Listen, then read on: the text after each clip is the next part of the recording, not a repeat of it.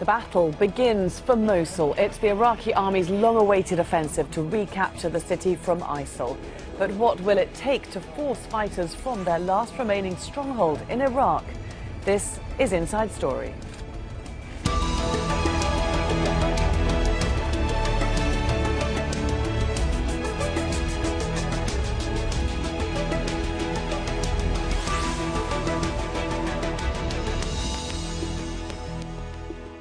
Hello there and welcome to the programme. I'm Laura Kyle.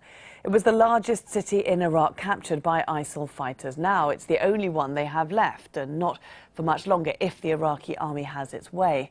The battle has begun to recapture Mosul. Iraqi commanders say victory will mean the end of ISIL in Iraq. Iraq's armed forces, along with Kurdish, Sunni, Arab and Shia allies, have been preparing for months. They have the backing of the United States, which describes the operation as a defining moment.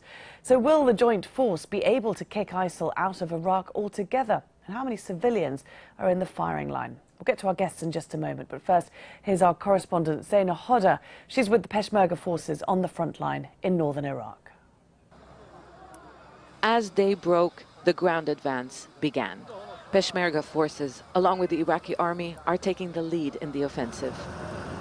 It was under the cover of darkness when they took up positions around the ISIL-controlled city. The much-awaited battle to recapture Mosul has started. The time of victory has come, and hereby we announce the start of the offensive to retake the city of Mosul. We announce the start of the heroic operations to liberate you from the tyranny and the brutality of ISIL. The US-led coalition is providing cover from the sky, but US troops are on the ground as well. Here, their role is advisory, but under the battle rules, they could accompany troops and be placed closer to direct combat. This is the beginning of what could be a long battle. ISIL has been preparing for this fight. It has fortified its positions and dug trenches around the city of Mosul. It can also use an estimated 1 million people inside Mosul as human shields. This is a complex operation. The Iraqi government said there are extensive plans to protect the city and minimize casualties. But in an urban battlefield, that may not be easy. There is kilometers of ground to take before reaching Mosul's city center, ISIL's only urban stronghold in Iraq. Troops have to advance slowly because of IEDs and booby traps. ISIL tried to halt the advance on this front using a suicide car bomber. The attempt failed when Peshmerga forces destroyed his vehicle. For now, the target, at least in the northern front lines, is to recapture the outlying villages, areas that are not densely populated, areas where it is easy to clear ground using artillery and airstrikes. The fight for Mosul has brought together an unlikely alliance of forces, bitter rivals who have competing interests, but for now have a common enemy. Mosul, because of its ethnic and sectarian diversity, has long been known as Little Iraq, and it may be in Mosul where Iraq's viability as a nation-state will be tested. Zaina Hodder, Al Jazeera.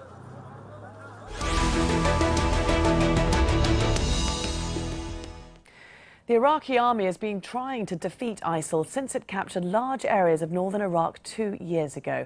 So let's see who controls what. Mosul is the only remaining stronghold for ISIL in Iraq. The fighters waging war to establish a caliphate in Iraq have suffered losses of territory since last year. Most parts of Iraq are now controlled by government and Kurdish forces. Iraqi forces began their major offensive against ISIL in March 2015 in Tikrit, the hometown of Saddam Hussein. The Iraqi army was supported by Shia Muslim fighters and airstrikes from a coalition of countries led by the United States. Victory was declared in Tikrit a month later. The Iraqi army then moved on to the city of Ramadi in Anbar province, from where ISIL was forced to retreat in December 2015. Ramadi is strategically placed with roads to Syria and Jordan. Then in June of this year, the Iraqi army recaptured another major city in Anbar province, Fallujah, following a battle that lasted more than a month. Well, let's bring in our guests now. In Erbil, we have Judith Newring, author of The War of ISIS on the Road to the Caliphate. In London, William Patey, a former British ambassador to Iraq. And in Boston, Hala Al-Sarraf, founder of the Iraq Health Access Organisation. Thank you all very much for being here today. Judith, let me start with you. As we record this programme, it's coming to the end of the first day of this offensive in Mosul. What is happening on the ground? A lot is happening on the ground. The Kurdish forces, the Peshmerga forces, say that they have already done what they were supposed to do for the day. And that was just after midday. They have captured 8 or 9 villages. I think it's probably 9. At the same time, the Iraqi army, we understand, have captured a very important place, Hammam Ali, which is really the gate to Mosul. And an archaeological site, Nimrud, very important as well for those who love the Iraqi heritage. So, William, a lot has happened today, as Judith was saying. ISIL took Mosul over 2 years ago. Why do you think it's taken this long for the offensive to begin?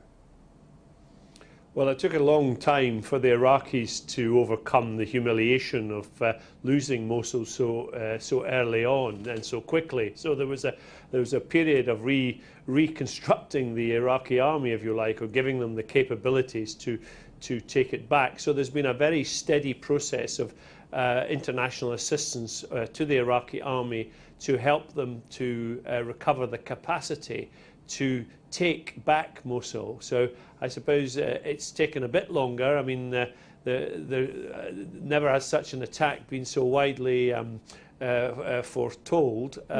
2 years in the making. So ISIS have had plenty of time to dig in. Absolutely. I wanted to look at that, the ISIL's tactics there in the city. What are they using, William, do you think, to defend their city? Well, the question is whether they will defend it or not. I mean, I've seen reports that there are up to 8,000 ISIL fighters. They face a much larger force. They will presumably, as the battle begins to enter the city, they may come up against pocket resistance from the inhabitants. I would be surprised if what the military call shaping operations haven't been taking place inside the city already, and groups being primed to turn on ISIS. So the question is, how long will they fight? But they've had time to dig in, to lay booby traps, to build tunnels, and if they're intent on an urban guerrilla warfare, we've seen in places like Ramadi and Fallujah what a determined enemy can do in an urban environment. Judith, what do you think ISIS battle tactics are here? Yeah, the tactics very clearly are also the use of bomb vehicles. And on the front line, they have been using them quite a bit today. The only thing that you can do against them is really heavy weaponry or air attacks. And in one case, it could not be prevented that one of those cars drove into the Peshmerga troops, and 5 Peshmerga were killed and a number wounded, amongst them the son of a political leader. So this is quite a blow here. But as for the tactics, at the moment they are mainly going through the villages and the smaller towns towards Mosul. Many of them are just about empty, but ISIS is there in the tunnels indeed, and with the booby traps and the explosives. And it seems that today the Peshmerga has been very successful, and the Iraqi army as well, to get through relatively unharmed. Hala, let's look at the civilians. Can you give us a sense of how many people are trapped in Mosul and what the situation is there for them? Well, you know, when you talk about Mosul, it's been divided into 4 zones. So my area of speciality is mainly in Zone 4, which is southern parts of Mosul, including Gayyara and part of the Shirkat, unliberated cities belonging to Salah ad-Din, and extending up to Hammam al-Alil. And we thought we were talking about a number that is much higher than what we actually find there when we go for the aid for the liberated cities. the villages have been kind of moving, shifting, the population shifting between those who had been affiliated to ISIS. They tend to leave the city after the liberation. They are not welcome there anymore. But we are talking about numbers in around 75,000 in Gayara, the population initially. Many of them left. But we do know about pockets of 30,000 in Shura and another 25,000 in another place. So, but apart from that, like Judith rightly mentioned, we are talking about small pockets of numbers of families, starting from 50 up to 200 families per village.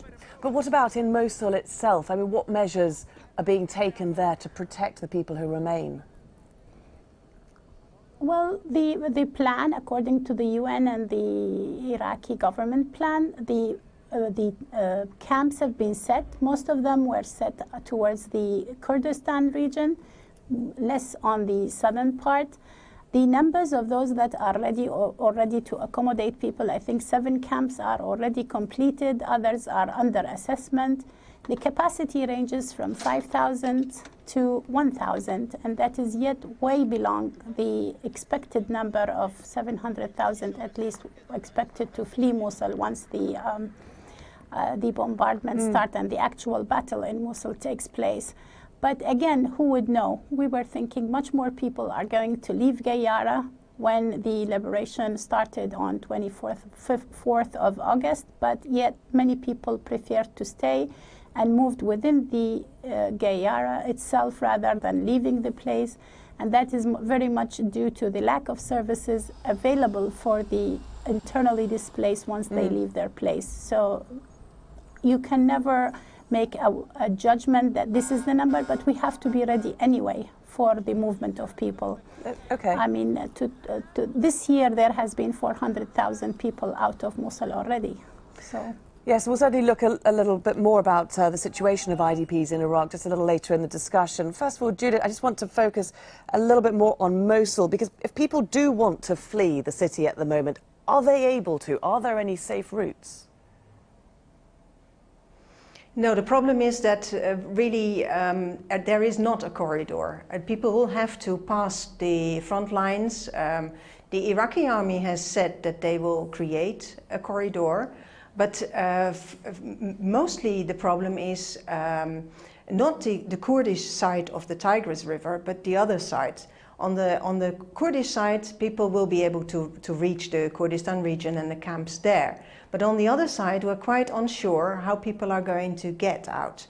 And we haven't for today had any news about civilians getting out, which is strange if you hear about the Iraqi army already capturing towns. So there is a bit of insecurity about what is really happening to them. And then, of course, the problem at the moment that we see here is that we know that there's not enough place in camps created yet. They're still building camps.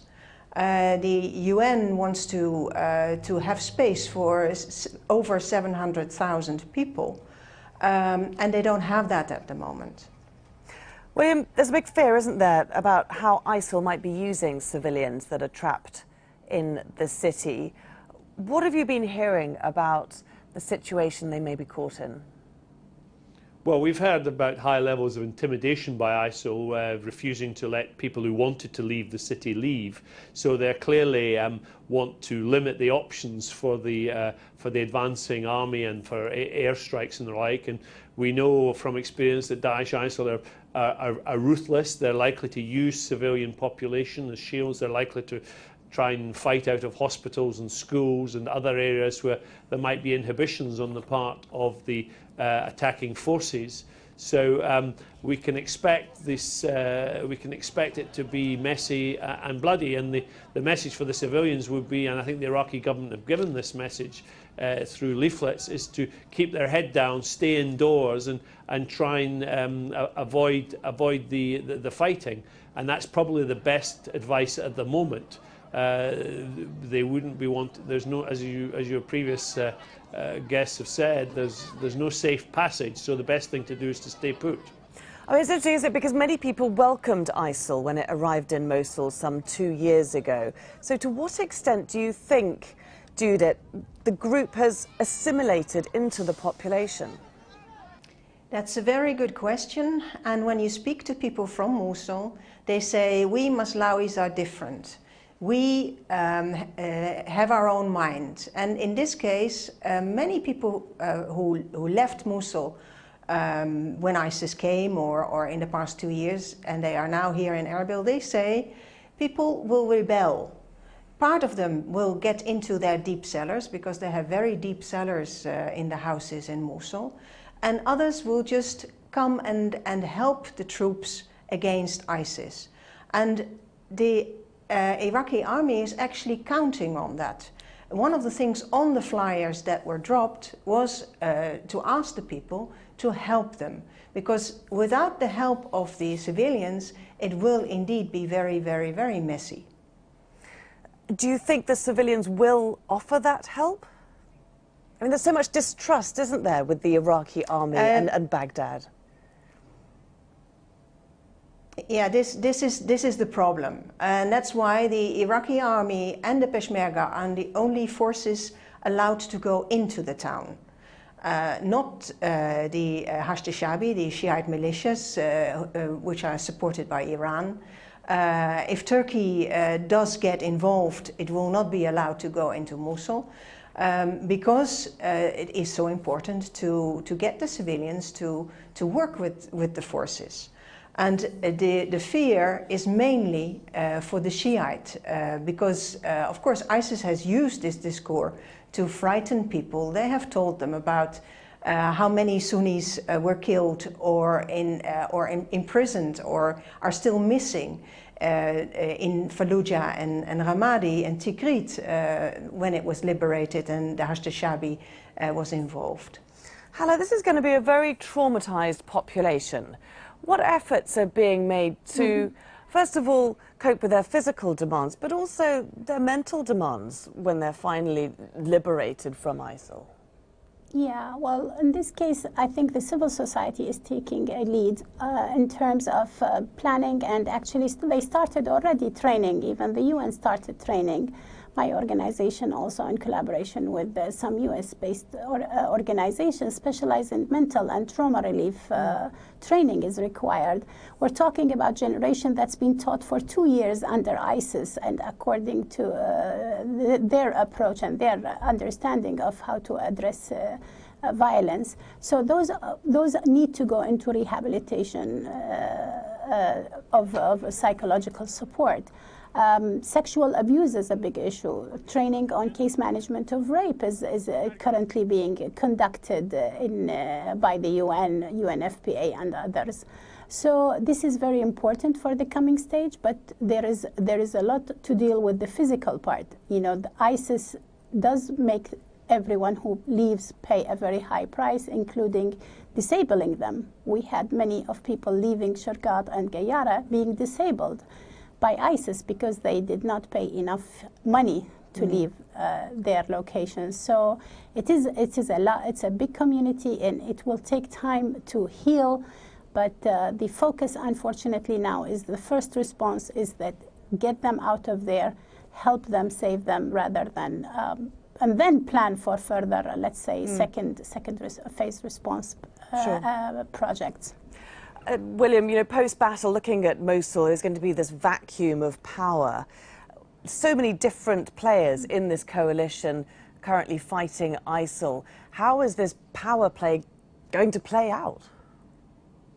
Well, I think the actual recovery of Mosul is going to seem the easy part in the future.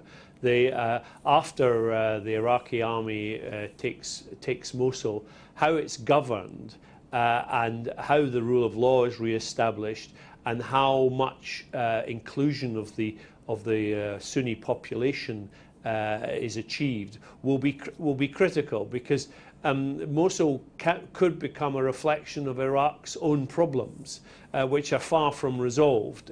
We see them played out in Baghdad. You have political problems with Nouri al-Maliki undermining Haider al-Abadi's government, and you've still got the disputes between the Kurds and the Baghdad government.